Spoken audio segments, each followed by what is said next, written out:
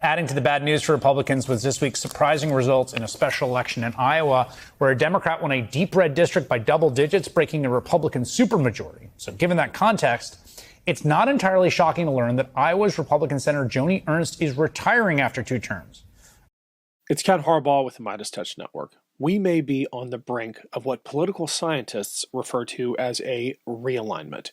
I prefer to call it an awakening because it is going to take millions of Republicans and former Republicans realizing what their party has become to finally reject it. We see signs of that across the country. Just look at the town halls that Republicans are attempting to hold. Here's Barry Moore in Alabama running out the back door after his constituents refused to tolerate his BS any longer. For a citizen and a non-citizen are different. False. Shame.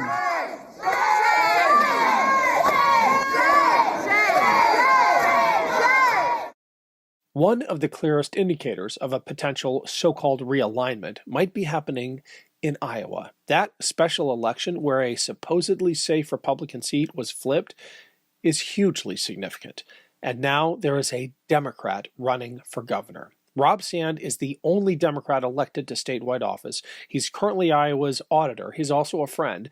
And his entry into the race has already shifted the landscape there. And unlike Republicans across the country, he is doing town halls everywhere he goes. Yeah, there had been a lot of talk about Rob Sand, a lot of people expecting him to launch a campaign. Now it's official. I'm happy to stand alone if it's the right thing to do. I'm not going to go along with doing the wrong thing just because everybody else is doing it. There are some tables that need flipping in Des Moines right now, and I would really appreciate your help. Welcome to the Ken Harbaugh Show. Today I've got Rob Sand, Iowa's state auditor, and the only Democrat elected statewide who's now running for governor, bringing his record of accountability and independent leadership to the race for Iowa's governor. Rob, it's Iowa. What are you thinking, man? You would know what you're speaking about from Ohio, wouldn't you? Yeah. All right. You know something we don't, and I've looked at the fact sheet. Iowa is not as blood red as we're being told it is. No, it's not. Your entry into the race actually changed the calculation. We don't care about the horse race here, but tell us what it's like on the ground. You did, 10 town halls last Monday and Tuesday? Yeah, I did. There's a vibe. Yeah, 4 on Monday, 6 on Tuesday. And I know that the names of these towns and the numbers wouldn't mean much to most people, so I'll skip that. But we are going to small towns and we are getting crowds that the vast majority of campaigns, Democratic or Republican, would be happy to get in October of the election year. And we're 14 months out. I've never seen rooms this full. And I have to tell you, too, it's not just that we're getting people turning out, but our message, which the heart of which is not redder or bluer, but better and truer, is echoing back to us. I was walking around in a mall in Cedar Rapids, maybe a month, 6 weeks ago with a friend of mine. And a guy comes up to me. He said, "Hey, I was just watching YouTube videos about you this morning. I'm going to register to vote for the first time in my life to vote for you for governor." And he's 28 years old, so he's missed a few. And I said, "Why? What did you see or hear that made you decide to do that?" And he says, "The idea that we should be bigger than just Democrats versus Republicans." And then there was a guy that wrote an op-ed about the race, really about the state of politics. If anybody wants to read it, it's called Voters Like Me. If you Google that plus my name, Rob Sand, it'll probably pop up. But he writes this op-ed that just nails the state of politics in America today and the stupidity of pretending there's only 2 ways to think.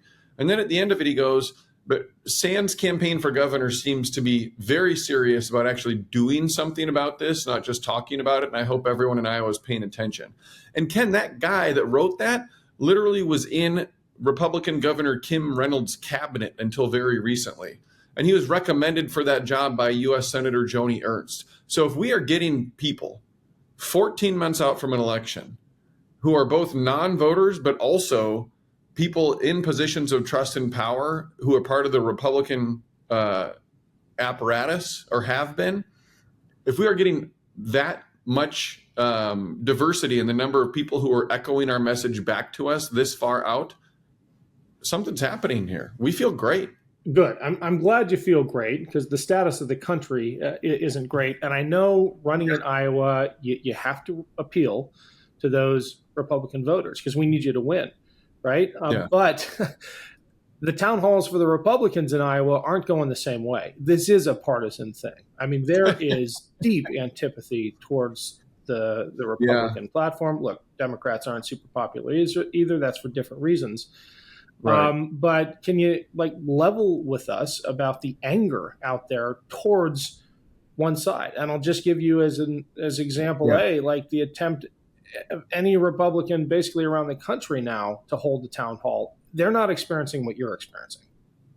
No, but I mean, again, this goes back to the center of my politics, which is I got asked this, do you want to be the template for Democrats? I want to be the template for if anyone decides they think they should do what I'm doing, Republicans or Democrats.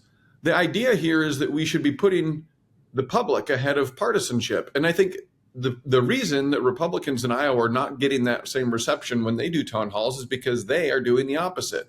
They are prioritizing what insiders want. They are prioritizing what special interest groups want. They're prioritizing what their party leader wants, and they're not serving the public, and the public is noticing. And so that's why you have people going to those town halls who are very angry. My approach, Ken, anybody can go to robsand.com/events right now, and they could see our events all the way out through October. We don't just pop in and pop out before people even realize we were there. We announced all 100 town halls multiple months in advance, like a band going on tour, to really let people know, like, hey, we're coming. Hey, it's Ken Harbaugh. Quick break to say thank you to everyone who's been following and supporting this show and this channel. None of it happens without you. And if you haven't yet subscribed to my Substack page, I'd really appreciate the follow. It's a great way to make sure you never miss an episode. It's free to sign up. And if you're able to pitch in a few bucks, every dollar goes back into the show. Just search for The Ken Harbaugh Show on Substack or click the link below. Thanks.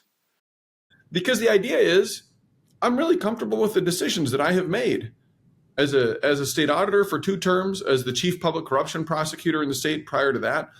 I'm an open book. I want people to get to know me, right? And I think people appreciate that approach. When I say governor for all, there it is. What I mean by that in part is I'm going to be someone who will listen to you, who will take your concerns seriously. Then it doesn't mean that I'm going to make everybody happy. We're all still going to have disagreements, but there's a world of difference between someone who actually takes you seriously and listens, and at the end of the day ends up doing or deciding something that isn't exactly what you wanted, versus someone who doesn't give you the time of day, doesn't care, and says, yeah, we're all going to die. Who said that? Yeah. Did you hear that one? Yeah, we may have to run that clip. They are not eligible, so they will be coming off. So people are not, well, we all are going to die. So for heaven's sakes, folks, okay. Well, how do you work with that side when that's the attitude? When the apology comes from a cemetery and it is not an apology, it's just furthering the insult. How do you accommodate working with a party for which cruelty has become the point? I mean, it's part of their brand now. It's not a bug, it's a feature. It's finding the ones that don't feel that way, right? And it's working with them. So in my first term as state auditor here, we uncovered a record amount of misspent money.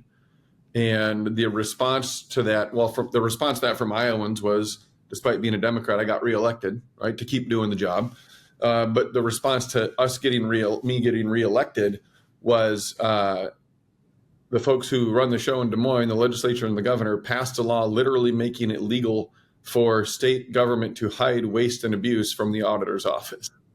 And so I look at this and, I got 6 of the Republicans in the Iowa House to vote against that bill. There are people still in leadership positions in elected office, some of them who want to be focused on doing the right thing. Certainly there's some in Des Moines right here, right? And I think it's about finding those people and working with them. and trying to make sure that we can do that together. And, the other thing is, Ken, and this is pretty simple, they don't want to work with me. That would be unfortunate because I think there's a lot of good things that we could do for the state of Iowa, but I can at least veto the crap out of all the stupid stuff that they want to do. Our economy right now is 49th ranked in America. Our personal income growth is 48th. Our cancer growth rate in Iowa is number 1.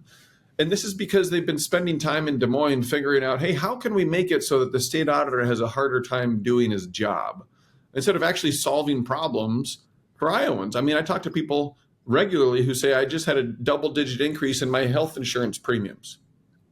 Why aren't they doing something about that? Instead, they're picking on people who are different and trying to figure out how to hide misspent tax dollars. Just totally misplaced priorities. I want to talk about that special role that blue state governors have in America today as a bulwark. And I've asked other gubernatorial candidates this as well.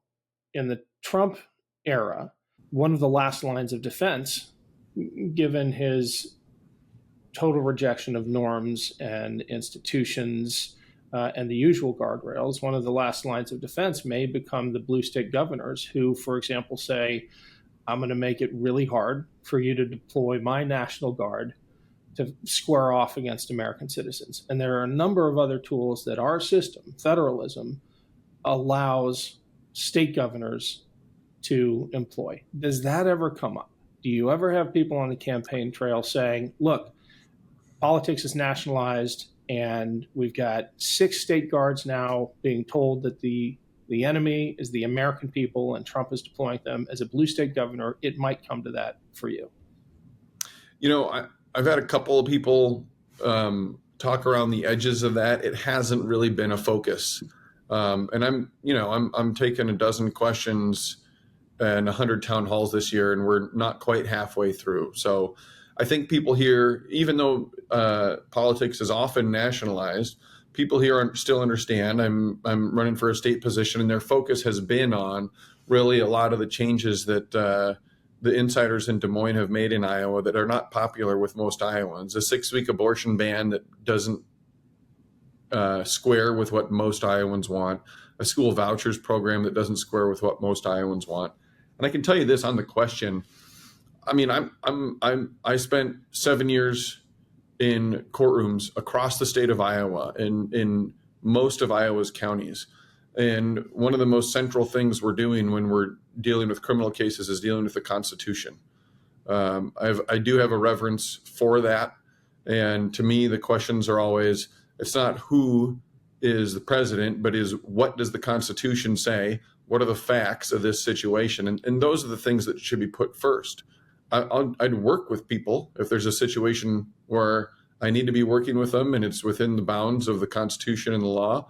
But the difference between me and my opponents is I'm not going to either oppose or support reflexively any president of any party just because of their party affiliation. I want to end with the horse race question, just to give you the chance to pitch, because your team put a lot of work into the sheet on the race itself and where you're positioned. You're in a good spot for Iowa. Can you give us the 30-second version? Yeah, it's pretty simple. Look, we've got an open seat here. First time we've had an open seat in this race for 20 years. With an open seat in a Republican president's second midterm, I think a lot of people are looking for change. Our governor right now, Kim Reynolds, has ranked the least popular in America, I think for 6 quarters running, according to Morning Consult. And Ken, in part because of my anti-partisan approach, my approach favoring public service over politics, my work has gotten the best marks from the Iowa public by 30 points when you consider both approval and disapproval rating. So we're in a really good spot here. I think it also makes a difference to a lot of Iowans that I was born and raised in a small town, that I grew up fishing and hunting and going to church every Sunday. And those are all 3 things that I still am active doing. So I think when most people in small town and rural Iowa think of Democrats, they don't picture a person like me. And I think you're right. At the end of the day, we've got a real opportunity here to win this race. That's reflected by the folks that do race ratings that have said battleground or said the next thing closest to a toss-up already, and we're a long ways out. So we're feeling great. Where can people learn more about your race and help you out? robsand.com, easy enough. Or follow me on whatever social media channel is your favorite. Cool. Thanks for joining us, Rob. You bet. Thanks for having me.